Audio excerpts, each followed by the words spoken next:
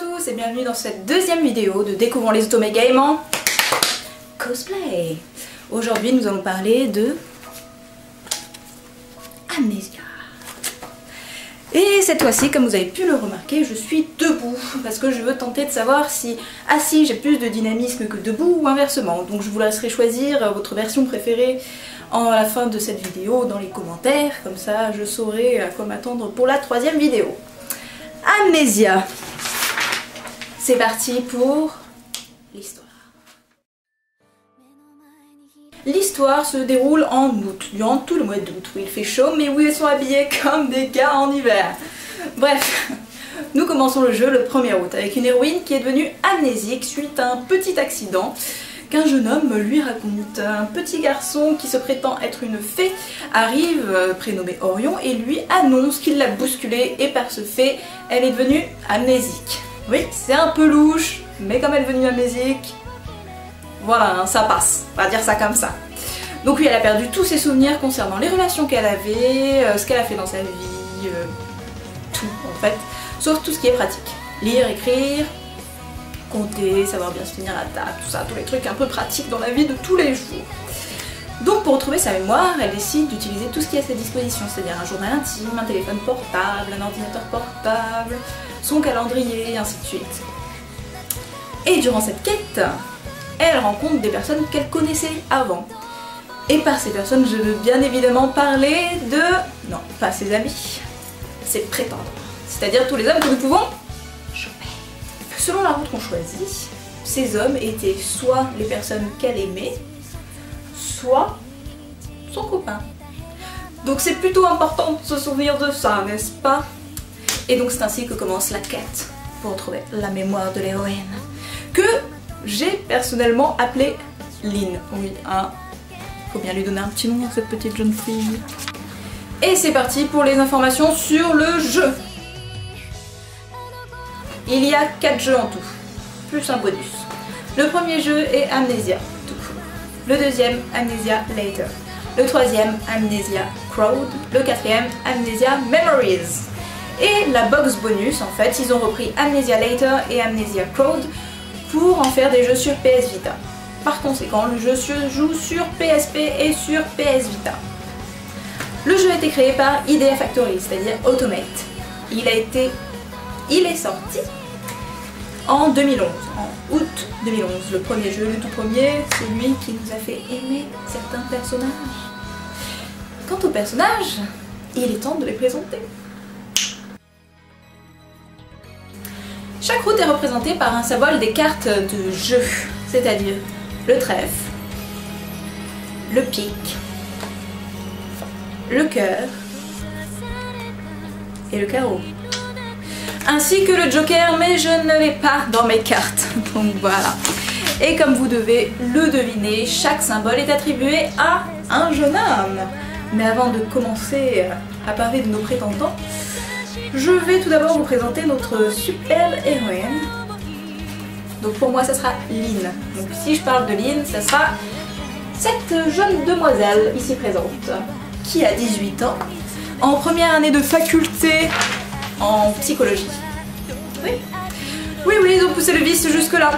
Et donc elle travaille en tant que Meido no Itsuji. Commençons donc par le personnage principal, celui qui est représenté par l'emblème du cœur, c'est-à-dire qu'au début du jeu, si vous cliquez sur le petit cœur, vous allez tomber sur la route de Shin. Shin qui est donc un ami d'enfance de l'héroïne. Il a 17 ans, c'est-à-dire un an de moins qu'elle, il est encore au lycée et il étudie d'arrache-pied pour réussir à rentrer dans la même université qu'elle. Car oui, notre petit Shin a eu un grand amour à sens unique pendant très longtemps envers notre jeune Lynn. Mais au début du jeu, nous apprenons, du moins au début de sa partie, nous apprenons qu'ils sortent ensemble depuis très peu de temps. Malheureusement pour lui, elle est devenue amnésique. Ce qui l'emmerde un petit peu quand même, hein, parce que après tant d'années d'amour non partagé, il avait enfin réussi à la persuader de sortir avec lui. Eh ben non, c'est pas pour tout de suite, désolé Shin. Donc Shin a eu un passé assez triste dans le sens où son père a tué un homme quand il était enfant. Et bien évidemment au Japon, hein, superbe culture, quand le père fait une connerie, l'enfant bouffe. Donc il a été rejeté par tout le monde quand il était gamin. Et évidemment, les deux seules personnes qui ne l'ont pas rejeté, c'est ses amis d'enfance, c'est-à-dire l'héroïne et Thomas. Donc, voilà pour Shin. Shin, c'est un peu un petit tsundere, hein, on va dire ça comme ça quand même. Parce que il est assez stone, mais il a ce qu'il faut. Même si il exprime quand même parfois très bien ses envies. Passons au deuxième personnage qui est représenté par l'emblème du pic. Je vous parle bien évidemment de Ikki. Voilà. Ikki a 22 ans, il est étudiant à l'université, il est meilleur ami avec Kent, dont nous allons parler juste après. Et il travaille aussi au Mei no Hitsuji comme l'héroïne. Ikki a un pouvoir très spécial qui lui vient de son enfance. Je vous explique l'histoire. Il a vu une étoile filante dans le ciel. Parce que oui, généralement elles sont dans le ciel. Et il a fait un vœu, celui de devenir populaire auprès des filles. Vœu qui a été exaucé. Ah oui, on sait tous que tous les vœux qu'on fait auprès des étoiles filantes se font exaucer dans la vie de tous les jours. Bref, grâce à ce vœu qui a été exaucé, il a maintenant un regard qui, à chaque contact visuel avec une jeune demoiselle, l'a fait tomber sous son charme. Au début c'était drôle, au bout de 10 ans maintenant il se tape un fan club d'une centaine de membres qui ont des règles bien strictes. Tu peux sortir avec Ikki, mais pas plus de 3 mois. Et durant ces 3 mois, tu dois nous faire un rapport tous les jours, dès que tu vois Ikki, pour nous dire ce que tu as fait avec lui. Parce que oui, Ikki se partage, il n'est pas pour une seule personne. Donc voilà, donc à chaque fois c'est les meufs qui se cassent au bout de 3 mois et Ikki s'en prend plein la gueule. Ah oui, hein. Lui, il a peut-être des sentiments qui commencent à se développer, mais ça, elles s'en foutent, elles y pensent pas, elles pensent qu'à leur gueule. Bien évidemment, notre superbe héroïne n'est pas affectée par ce pouvoir. Par conséquent, c'est l'une des raisons qui font que Ikki tombe sous son charme. Parce qu'il sait que si elle aussi elle vient à tomber amoureuse de lui, ça ne sera pas dû à son pouvoir, mais parce qu'elle l'aime vraiment. Voilà. Passons au troisième personnage qui est représenté par le trèfle. Je vous parle bien évidemment de Kent. Kent a 25 ans, il est étudiant en master, il me semble, à l'université. Et il est meilleur ami avec Ikki. Il ne travaille pas au Mei no Hitsuji, mais il a rencontré l'héroïne parce qu'il est devenu son tuteur à l'université, tout simplement. Ce jeune garçon a des petits soucis mentaux, on va dire. Tout ce qui n'est pas logique, n'a pas une explication logique, c'est pas pour lui. On pourrait lui dire je t'aime, s'il ne comprend pas l'explication logique de la chose, il pourra pas comprendre. Il pourra pas savoir ce que ça veut dire. Donc c'est un personnage un peu... avec un balai dans le cul, hein, faut dire ça comme ça, hein, franchement. Un peu un chat. Donc voilà, et il a beaucoup de mal à montrer ses émotions. Non, sans blague. Et maintenant parlons du quatrième personnage. Personnage représenté par le carreau. Je vous laisse un petit instant pour deviner de qui il s'agit. Oui, il s'agit de Thomas. Donc le personnage que j'ai cosplayé, mais bon, ça va peut-être pas, hein, peut-être pas. Bref, Thomas a 19 ans, il est étudiant en 2e année à l'université, la même université que l'héroïne et que celle où Shin veut rentrer. Je ne peux pas vous dire en quoi il est spécialisé, j'ai retenu d'autres choses dans sa route que ce qu'il étudiait. Vous voyez ce que je veux dire. Il travaille aussi au Mei no Hitsuji en tant que serveur. Il est ami d'enfance donc avec l'héroïne et Shin et il a le rôle de grand frère dans leur petite relation à trois. C'est aussi un yandere. Et par yandere, je vous laisse imaginer à quoi sert sa route et à quoi elle ressemble. Mais je vous laisserai juste un petit mot-clé, histoire de vous faire cogiter si vous n'avez pas encore joué ou regardé l'anime. La cage. La cage, c'est un peu le summum de sa route dans le premier jeu. C'est inévitable, c'est ce qui fait qu'il est rentré dans mon cœur. Bref, c'est Thomas, c'est l'homme de ma vie, c'est la route la plus intéressante selon moi. Les autres routes sont très intéressantes aussi. Mais celle de Thomas, entre le seiyuu, entre l'histoire, la façon dont ça tourne, ses vrais sentiments, comment il agit, sa tête, tout quoi. Enfin, il est parfait. Voilà. Généralement, je vous conseillerais de commencer par Thomas si vous jouez au jeu, de ces jeux. Voilà, arrêtons de parler de ce magnifique jeune homme, de cet éphèbe, de ce dieu, Et parlons tout de suite du 5e personnage qui est représenté par la route du Joker. Il s'agit de Ukyo. Ukyo, c'est un peu l'outsider du jeu. Il a 25 ans, non 24 en fait. Voilà, je me suis trompée, c'est con. Il est photographe, donc non, il n'est pas à l'université, non, il ne travaille pas au Maine City. Il fait sa vie. Il a 24 ans et il a une double personnalité. Parce que oui, un seul psychopathe ne suffisait pas dans ce jeu. Il en fallait deux. Donc il a une personnalité très gentille, joyeuse, qui cherche à protéger l'héroïne de tout accident. Mais je ne peux pas vous en dire trop, parce que sinon ça va vous spoiler. Et il a une deuxième personnalité complètement folle, qui veut juste tuer l'héroïne. Au moins, on sait à quoi s'attendre quand il pète un câble. C'est grâce à sa route qu'on apprend un peu plus sur toutes les multiples dimensions du jeu. Parce que oui, c'est un aspect assez spécial du jeu qu'on comprend pas vraiment, sauf si on joue à la route de Ukyo. Ensuite, nous allons parler des personnages secondaires, vite fait, rapidement, avant de passer au reste. Donc je vous présente Orion, le petit garçon un peu fou, un peu... enfin... je sais pas ce qu'il fait là, il fait peur. Moi ça me ferait flipper que ce gamin il apparaisse devant moi et me dise « Je suis une fée, c'est à cause de moi que tu es amnésique, laisse-moi rester avec toi, je vais essayer de te soigner. » Bref, non, c'est pas possible. Ouais, il me fait psychoter à chaque fois que je le vois ce jeu gamin. Ensuite nous avons les amis au travail de l'héroïne, Sawa et Miné. Nous avons la meuf, la présidente du fan club de Yuki, Rika. Et le propriétaire du café, Waka. Après, il y a d'autres personnages secondaires, les meufs du fan club, là, les psychopathes, et d'autres dont je ne me souviens plus qui c'est, un père et un... voilà, bref. Passons sans attendre aux dérivés des jeux.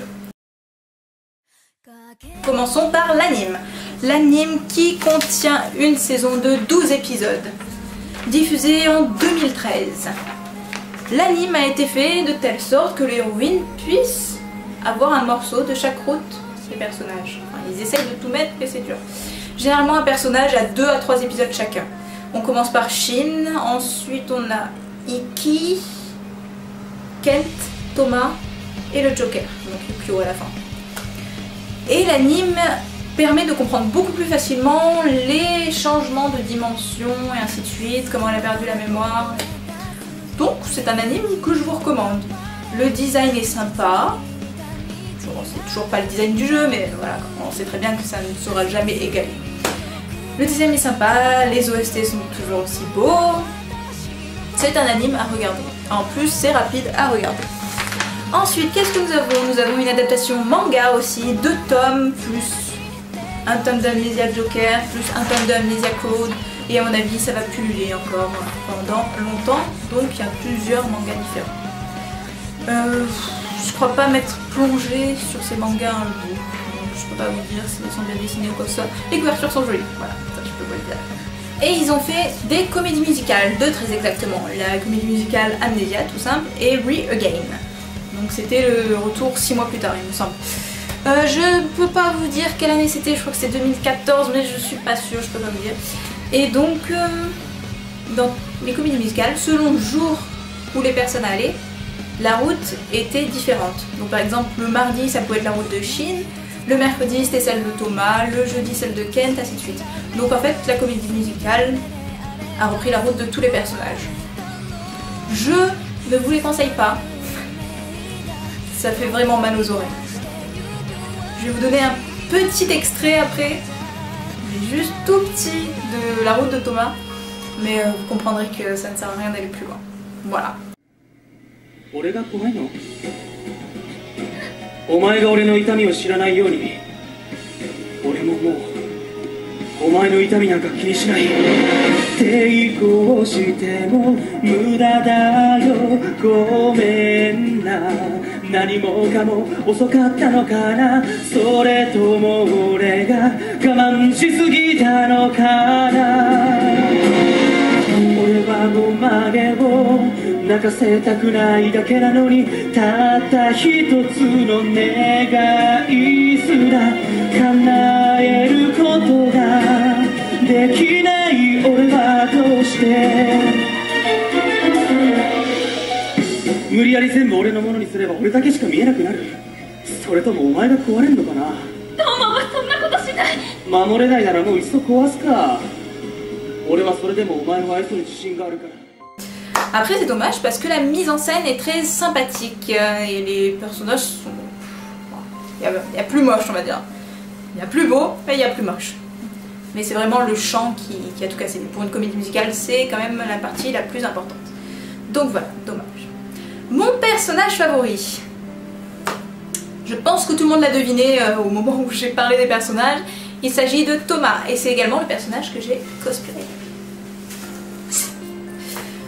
Pourquoi Thomas est mon personnage favori? Thomas est un personnage super intéressant au niveau psychologique, tout comme Ukyo. Ukyo est un personnage très intéressant aussi. Mais Thomas n'a pas une double personnalité. C'est vraiment un personnage qui essaie de bien faire pour la personne qu'il aime, mais il prend des extrémités un peu trop conséquentes. Donc bien évidemment, au moment où il découvre tout, qu'il sait qu'au final il en a fait un peu trop, il s'en veut à fond. Et dans les jeux qui suivent le premier, on a justement cette rédemption du personnage de Thomas. Et c'est vraiment intéressant. Pourquoi je l'ai cosplayé? C'était une grande histoire. Je ne voulais pas y toucher au début. Parce que Thomas c'était vraiment un dieu, franchement c'est comme d'autres personnages dans certains Otome Games que je peux pas toucher. Et surtout parce que le blond, je trouve pas que ça m'aille super bien, donc je voulais vraiment pas le cosplayer. J'aurais préféré cosplayer un autre si c'était possible, ainsi de suite. Mais on a réussi à me convaincre de cosplayer Thomas en m'offrant une cage. Voilà, ça c'est fait. Plus sérieusement, donc j'ai fait un groupe cosplay Amnesia avec Miloki, Milkori et Rei. Rei faisait l'héroïne, Milkori faisait Shin et Miloki faisait Ukyo. Et bien évidemment, moi quand on m'a proposé un groupe avec autant de personnages et on m'a offert une cage pour enfermer mon héroïne dedans, j'ai tout de suite dit oui. Voilà. Mais c'est sûr que j'estime pas pouvoir représenter le personnage dans toute sa splendeur, pouvoir exprimer tous les sentiments qu'il possède, qu'il ressent, ainsi de suite. C'est un personnage super compliqué, donc je ne pense pas pouvoir le représenter de façon exacte. J'ai fait de mon mieux pour mon petit cosplay. Hein. Je vais monter sur ce lit pour vous montrer mon super truc dégueulasse là. Oui, ils ont des goûts très bizarres dans Amnesia. Avec ma superbe ceinture carreau, hop, la doublure, comme dans le jeu. Le pull rayé, avec un côté rayé, un côté déchiré. Oui, c'est un clodo, j'ai l'impression, malgré l'appartement très intéressant qu'il possède. La petite plume, ainsi de suite. Voilà, vous avez tous les détails du cosplay que j'ai fait. Donc c'était en 2013. Oui, il me semble. Non, pas 2013, non. 2014. C'était en 2014 que j'ai fait ce cosplay. Donc oui, les détails sont plutôt bien faits. Voilà. On va dire que c'est plutôt pas mal. Pour la doublure, tout ça. Franchement, c'est l'une des seules vestes que j'ai faites et qui est pas mal au final. Surtout que je me suis bien fait chier avec ces merdes là. C'est très blanc, là, pourri, qui servent à rien. Mais voilà, c'est la tenue de Thomas, alors ça me plaît. Et voilà, c'est terminé pour le deuxième épisode de Découvrons les Otome Games en cosplay. J'espère que cet épisode sur Amnesia vous aura donné envie de regarder l'anime ou de jouer aux jeux, tous les jeux, même si moi je n'ai pas joué ni au 3 ni au 4. Toutes les routes sont intéressantes, c'est vraiment hétérogène, il y a des routes sur des psychopathes, des routes avec un peu de magie, des routes sur un émo, des routes sur un gars qui a un balai dans le cul, et une route sur un homme un peu psychopathe qui t'enferme dans une cage. Je trouve que ça vend bien plutôt le jeu. Hein. Voilà, je vous encourage à aller regarder tout ça, à aller y jouer, à vous y intéresser. Et je vous donne rendez-vous au prochain épisode qui sera donc sur le jeu dont le titre est super long et je risque de me tromper. C'est parti, Chonodoku Anaxali. J'ai réussi. Bravo, bravo à moi. Voilà, ça sera un épisode R18 car oui, le prochain jeu est un R18.